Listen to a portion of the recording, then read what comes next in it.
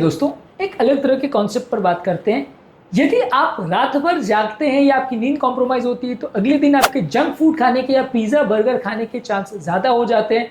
अगले दिन आपको ज़्यादा भूख लगती है और अगले दिन आप ओवर ईटिंग ज़्यादा कर सकते हो। ये एक वैलिडेटेड कॉन्सेप्ट है, एक इंटरेस्टिंग कॉन्सेप्ट है। आज इस पर बात करेंगे जिससे कि आप नींद को अपने भूख के साथ कोरिलेट कर सके और अगली बार जब आपको कॉम्प्रोमाइज नींद आए तो ज़रूर उस पर ध्यान दीजिएगा।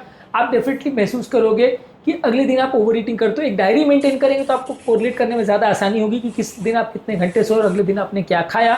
इंटरेस्टिंग कॉन्सेप्ट है। आज हम बात करेंगे एक स्लीप या आपकी नींद किस तरह से आपके फीडिंग बिहेवियर को यानी खाने के बिहेवियर को इन्फ्लुएंस करती है, किस तरह से आपका खाना और खाने के चॉइसेस और ओवर ईटिंग ये सारी चीज़ों को इन्फ्लुएंस करती है जिससे कि आपका बीमार होना या हेल्दी रहना इन्फ्लुएंस हो सकता है। आज हम बात करेंगे आपकी नींद आपके फीडिंग बिहेवियर को कैसे चेंज करती है। टॉपिक पर जाने से पहले जो लोग हमारे चैनल पर नए हैं उन्हें रिक्वेस्ट करूंगा कि चैनल को सब्सक्राइब करें, वीडियोस को लाइक करें, शेयर करें, फॉलो करें, कमेंट करें, पूरा देखें।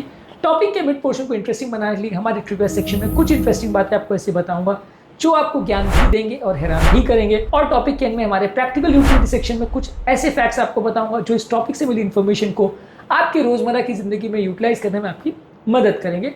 तो चलिए शुरू करते हैं मेरे साथ ये हिंट का सब।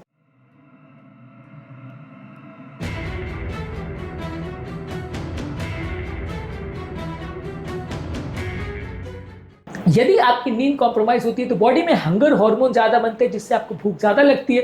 सैटिस्फैक्टी हार्मोन जो भूख को शांत करता है वो कम बनता है, इसकी वजह से आप ओवर ईटिंग करते हो और रात को आप ज्यादा खाने को विवश हो जाते हो। आपका अच्छी क्वालिटी की नींद से आपकी बॉडी का एपेटाइट बैलेंस्ड होता है, आपकी फूड की क्रेविंग्स कम हो जाती है जिसकी वजह से आप सोच विचार करके खाना खाते हो और सीमित मात्रा में खाना खाते हो। यदि आप स्लीप डिप्राइव्ड हो तो कंपैरेटिवली आप बहुत ज़्यादा शुगर वाली चीज़ें, फैटी चीज़ें, प्रोसेस्ड फूड, मैदे वाली चीज़ें ज़्यादा खाओगे। आपको ओवर ईटिंग कार्बोहाइड्रेट्स की आप ज़्यादा करोगे, शुगर ज़्यादा खाओगे, रैपिड एनर्जी वाले फूड प्रोडक्ट्स को आप ज़्यादा चूज करोगे, यानी आपके फूड के चॉइस के बिहेवियर को भी इन्फ्लुएंस करता है।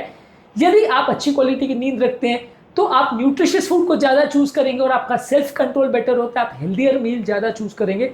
ये भी स्टडीज़ ने शो किया है। इसके अलावा अगर आपकी नींद प्रॉपर नहीं होती है तो वो आपके मेटाबॉलिज्म को यानी खाने को पचाने की क्षमता या बॉडी के कैलोरी को यूटिलाइज करने की क्षमता उसको स्लो करता है, जिससे आपका इंसुलिन सेंसिटिविटी इफेक्ट होता है, डायबिटीज इफेक्ट होता है, ब्लड शुगर लेवल्स इफेक्ट होता है। अच्छी क्वालिटी की नींद आपकी फैट बर्निंग को इंप्रूव करती है, आप कैलोरीज को ज़्यादा बेटर वे में बर्न कर पाते हो, जो आपके हार्मोनल बैलेंस को भी इंप्रूव करता है और आपके वजन को कंट्रोल करने में मदद करता है। इसके अलावा अच्छी क्वालिटी की नींद अगर आपको है तो वो आपके रात को खाने की जो चांसेस होते हैं उसको कम कर देता है। जो लोग रात को अक्सर लेट नाइट बार बार उठते हैं वो बार बार खाते हैं और अक्सर उनका वजन इसी वजह से बढ़ जाता है। जितने बार उठते हैं उतने बार स्नैकिंग करते हैं तो लेट नाइट स्नैकिंग के चांसेस कंपैरेटिवली बढ़ जाते हैं।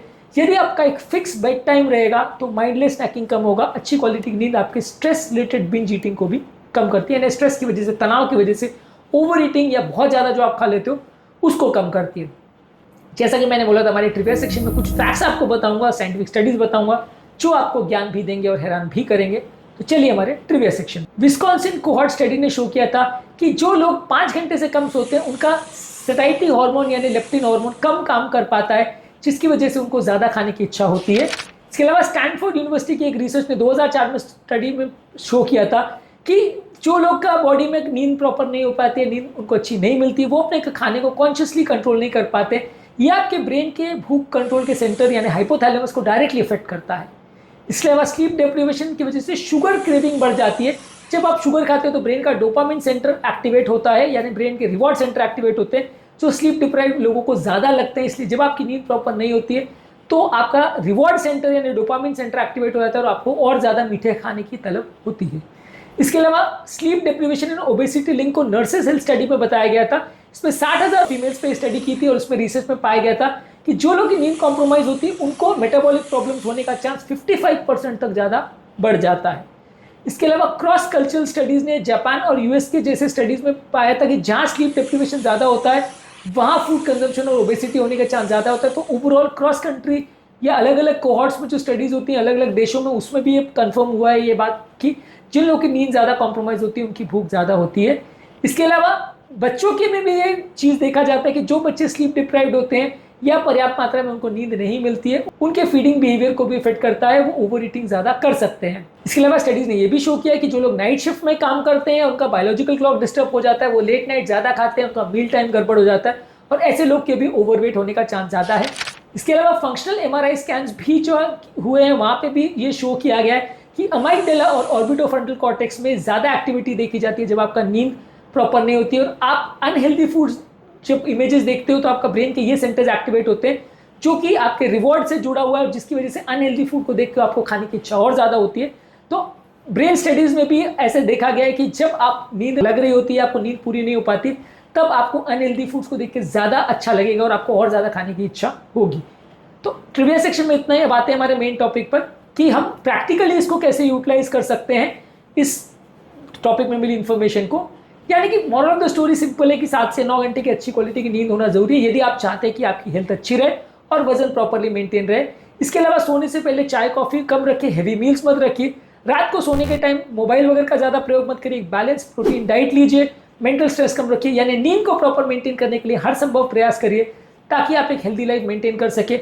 इससे आपका सेल्फ कंट्रोल इंप्रूव होगा, आपकी मील टाइमिंग इंप्रूव होगी, आपका खाने का न्यूट्रिएंट एब्जॉर्प्शन भी इससे बेटर हो जाता है और ओवरऑल एक फैमिली में हेल्थ का कल्चर डेवलप होता है। जब आप सोच समझ करके अगर एक हेल्दी कल्चर डेवलप करते हो, आपके फ्रेंड्स और फैमिली के साथ भी एक अच्छा स्लीप डाइट रिलेशनशिप डेवलप होता है। तो अच्छी क्वालिटी की नींद कई तरह से आपके मेटाबॉलिक प्रॉब्लम्स को इंप्रूव करती है। तो अगली बार जब आप मिडनाइट स्नैक के लिए उठे तो ये सोचिएगा कि ये आपकी सिर्फ ओवर ईटिंग की बिहेवियर नहीं है या साइकोलॉजिकल प्रॉब्लम नहीं है, ये सिर्फ नींद की कमी भी हो सकती है। नींद को इग्नोर करना एक मोटापे के लिए साइलेंट इन्विटेशन हो सकता है, डायबिटीज़ और बहुत सारी मेटाबॉलिक बीमारी के लिए इन्विटेशन हो सकता है, इसलिए नींद को कभी कॉम्प्रोमाइज़ मत करिए। इस टॉपिक के बारे में आपके क्या कमेंट्स हैं, कमेंट सेक्शन में लिखकर हमें ज़रूर बताएं। उम्मीद करूँगा कि आज के टॉपिक में कुछ नई बातें जानने को मिली होगी। जो लोग हमारे चैनल पर नए हैं उन्हें रिक्वेस्ट करूँगा कि चैनल को सब्सक्राइब करें, वीडियोज़ को लाइक करें, शेयर करें, फॉलो करें, कमेंट करें पूरा।